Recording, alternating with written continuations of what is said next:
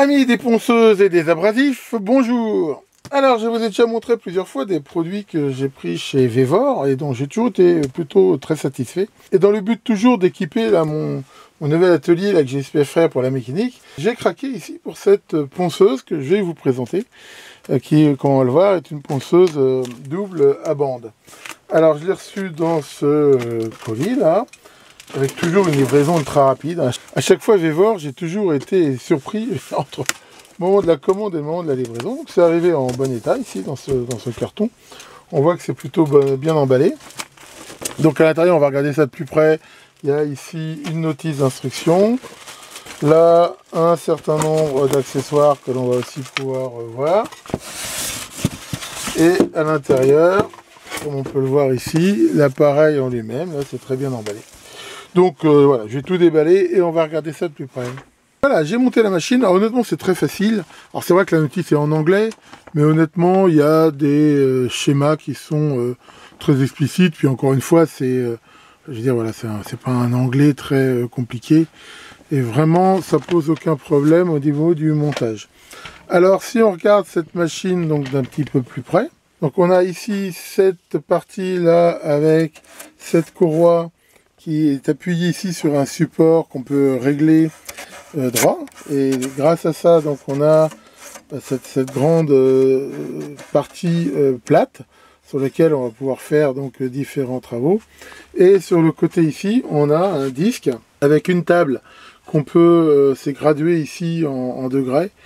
Et grâce aussi éventuellement à cette espèce d'équerre qu'on peut aussi régler, on peut très facilement faire des ponçages sur tous les angles que l'on désire. On peut bien sûr changer assez facilement la courroie ici, je vais en parler. Alors pour changer ici par contre le disque, alors de base c'est un disque qui est collé. Donc à mon avis c'est pas très simple, mais je vais vous montrer tout à l'heure qu'il y a une alternative beaucoup plus simple. Alors, au niveau de l'usage, c'est très simple. On met en route ici grâce à cet interrupteur. Et derrière, on peut l'utiliser. Alors, c'est pas très bruyant en fait. Et là, par exemple,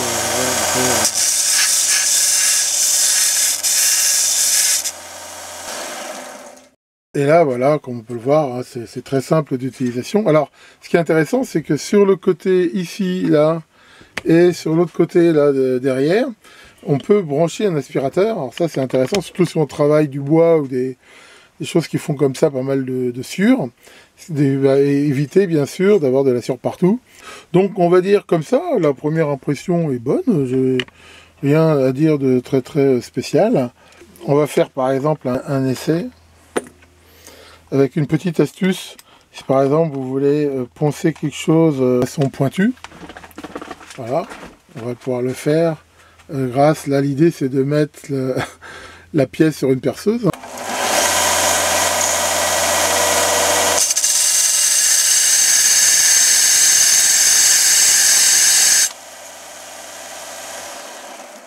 Et voilà, avec ça vous pouvez avoir une belle pointe, je ne sais pas si on voit. Voilà, après on peut le faire avec l'angle qu'on veut. Enfin voilà, on voit que ça fonctionne de façon tout à fait satisfaisante. Pour info, il y a une vis derrière qui va permettre de régler éventuellement la tension ici de la courroie. Et donc, voilà pour cette machine. Alors, elle est stable, c'est relativement lourd, même sans peser 3 tonnes.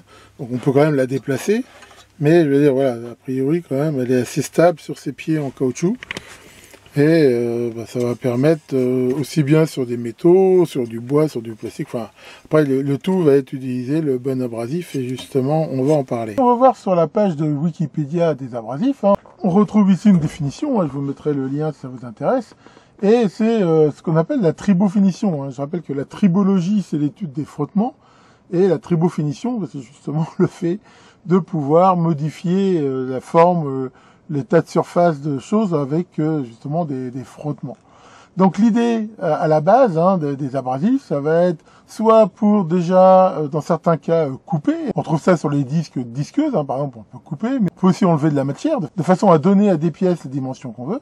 Et ça va aussi, bien sûr, servir à améliorer l'état de surface, de façon à avoir une surface la plus lisse possible, la plus plane, la moins rugueuse quelque part, jusqu'à avoir ce qu'on appelle des fois une finition miroir, si on utilise des grains très fins. On peut vraiment avoir quelque chose de super lisse. Donc c'est bien sûr quelque chose qu'on utilise énormément. Donc à la base, les abrasifs, si on regarde comment c'est fait, on a ici ce dessin. On a ici un support qui peut être de la toile, qui peut être du carton, qui peut être du papier, qui peut être de métal, enfin qui peut être un peu tout ce qu'on veut, sur lequel on va avoir un liant, une sorte de colle si on veut, et sur lequel on va mettre un certain nombre de grains de particules qui sont dures, justement, qui vont faire le côté abrasif. Ça veut dire que là, par exemple, tous ces grains vont faire comme des sortes de minuscules dents, et que quand ça va se déplacer, frotter contre la matière, ces dents qui sont a priori d'un matériau plus dur que le matériau que l'on veut user, vont enlever des petits bouts de matière. Alors le grain, c'est quelque chose de très important. On comprend que plus les grains ici vont être gros, plus à chaque fois ils vont enlever beaucoup de matière, mais en laissant une trace visible sur la pièce qui est assez importante. Si on met des grains plus petits, on voit qu'ils vont bien sûr enlever moins de matière, mais justement laisser des traces moins grosses, donc c'est comme ça qu'on va avoir un état de surface. Souvent on va utiliser des gros grains pour dégrossir, enlever de la matière si on veut, et augmenter le nombre de grains pour avoir un état de surface le plus lisse possible. Alors il y a plusieurs unités, mais d'après ce que j'ai pu voir, ça correspond en fait au tamis qui sert à tamiser ces grains, et c'est le nombre de mailles par pouce carré. C'est pour ça que plus ce nombre de mailles est élevé, plus les mailles sont fines, et donc plus les grains sont fins. Enfin voilà, ce qu'il faut retenir, c'est que voilà, du 80 c'est très gros, du 400 c'est des grains qui vont être beaucoup plus fins. Donc voilà, c'est très simple en fait dans l'idée, c'est plus le grain est fin, meilleur on aura un tas de surface, mais moins ça usera vite. Et donc voilà, tout dépend de ce qu'on veut faire. Alors bien sûr, il y a aussi différents types de grains, différentes formes de grains, différentes matières, qui fait que ça s'use aussi plus ou moins vite. Parce que bien sûr, les abrasifs finissent par s'user, parce que même s'ils sont plus durs, les grains, ils finissent eux-mêmes quand même à s'user un petit peu. Il y en a qui vont éventuellement se décoller, ça va éventuellement s'encrasser en laissant ici du matériau entre les grains, ce qui fait que ça va réduire leur efficacité. Et donc, en fonction des matériaux qu'on travaille, de ce qu'on veut faire, on va avoir différents abrasifs adaptés. Alors justement, où est-ce qu'on peut trouver des abrasifs? Alors on peut en trouver un peu partout, mais moi j'ai trouvé mon bonheur sur ce site qui s'appelle Le Bon Abrasif, qui est un site français spécialisé dans toutes les sortes justement d'abrasifs, à savoir les bandes. Donc ça va être par exemple justement sur cette machine le genre de bande qu'on va pouvoir utiliser. Les disques aussi, et là pareil, c'est intéressant parce que c'est tout à fait aussi ce genre de disque qu'on voit qu'on peut mettre aussi sur la machine, avec des disques qui sont éventuellement percés. Je rappelle que sur certains modèles, il y a le fait que ça soit percé, ça permet d'aspirer la sueur et tout ça. Mais ils font aussi ce qu'on appelle généralement les feuilles abrasifs, qu'on appelle généralement dans le langage courant les fameux papiers de verre. En gros, on peut voir qu'ils ont, tout ce qui conserve ici, les abrasifs sont vraiment spécialisés. Alors, ce que j'aime, moi, dans ce site, surtout, c'est qu'il y a tout un système de conseils. Par exemple, en fonction de ce qu'on veut faire et des matériaux, ils vont pouvoir conseiller ce qu'on va faire. Par exemple, si je veux polir, et je veux polir, par exemple, de l'alu ou du plastique, on voit que automatiquement, ils vont m'emmener sur les bons produits pour faire ce genre de travaux. Et ça, je pense que c'est plutôt intéressant. Ils ont aussi quelque chose que je trouve très intéressant. Personnellement, je trouve que ça m'a donné plein d'informations. C'est ce qu'ils appellent ici le blog.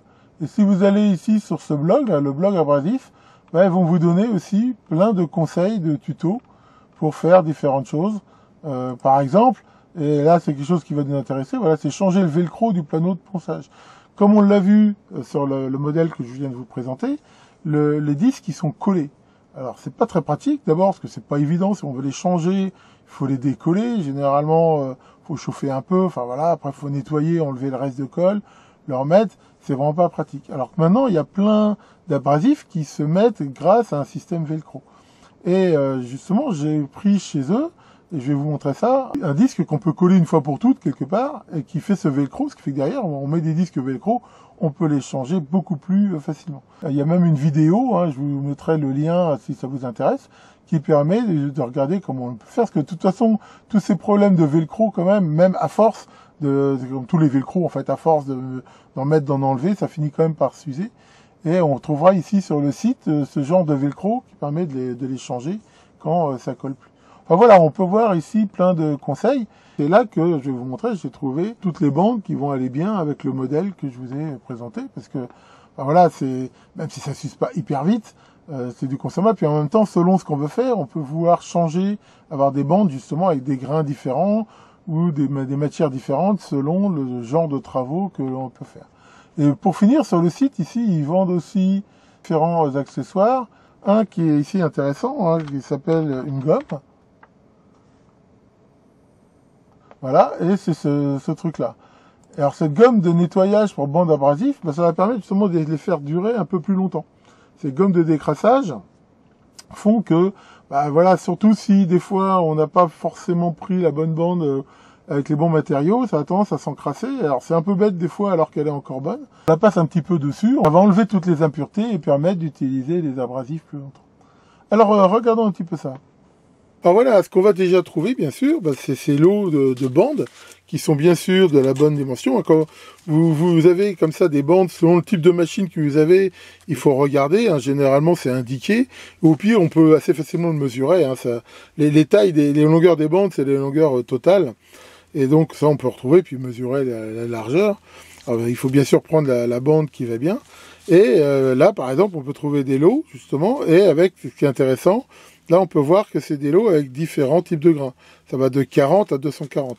On peut voir que le gain 40, on le voit ici très bien, hein, si on regarde comme ça à la lumière, on voit que c'est un très gros gain, alors que déjà, le 240, comme on peut voir, est beaucoup plus fin. Donc pareil, hein, avec ce grain-là, vous allez attaquer dur et enlever beaucoup de matière, mais vous aurez un état de surface pas terrible, alors qu'avec ça, ça serait mieux.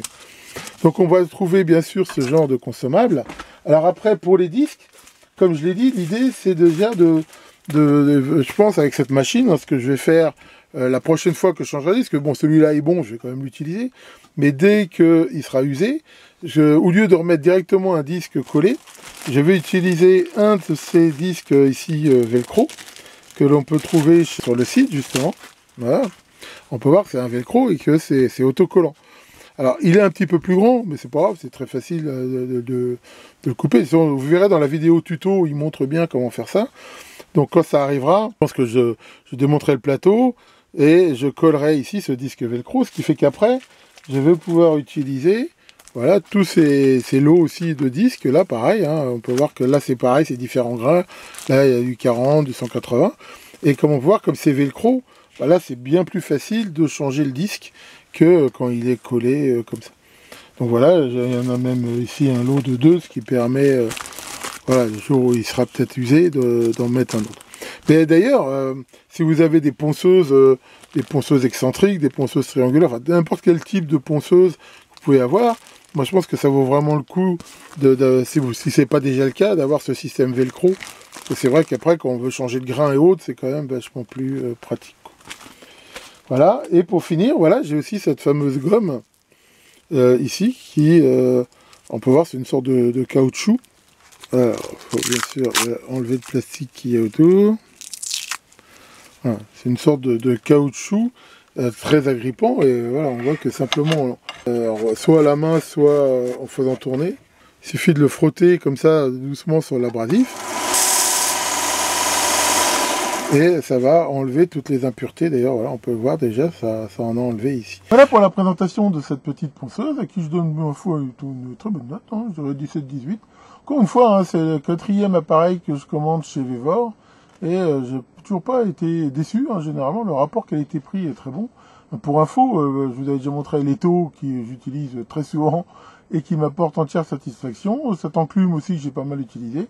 Et depuis, donc, je vous l'ai montré aussi, cette station météo Vevor, qui m'a bien servi, là, justement, pour pouvoir mesurer ma foi, bien importantes quantités de pluie qui ont été déversées sur la Vendée. Donc voilà pour ça, et je pense que d'avoir ce genre de ponceau, c'est un très bon complément à un touret, je veux dire, plus traditionnel, avec des meules rondes, dans la mesure où on voit que ça permet d'avoir des angles qu'on peut régler, éventuellement des angles droits, et de faire des meulages qui sont quand même beaucoup plus droits. Et c'est plutôt, je pense, assez intéressant. Et le fait d'avoir des grandes bandes comme ça permet aussi, en fait, déjà de limiter l'échauffement, puis surtout de s'user quand même beaucoup moins. Donc, vraiment, je pense que ça va bien le faire dans ce petit atelier que je suis en train de me monter. Et bien sûr, sinon, hein, pour les abrasifs, voilà, je vous dis, ce site que j'ai trouvé, le bon abrasif, j'en suis très content. Je l'avais découvert parce que j'ai déjà dans mon labo ici une meuleuse beaucoup plus grosse, en fait, à bande comme ça, métabo. Et j'avais déjà pris tout un lot de bandes chez eux, et vraiment, j'en suis très content. D'ailleurs, un truc que j'ai oublié de dire, vous voyez, sur les bandes comme ça, il y a des flèches. Il faut respecter le sens de rotation Donc il faut juste les mettre voilà, dans le bon sens. Hein, et pour finir, une bonne nouvelle pour les sirobiens.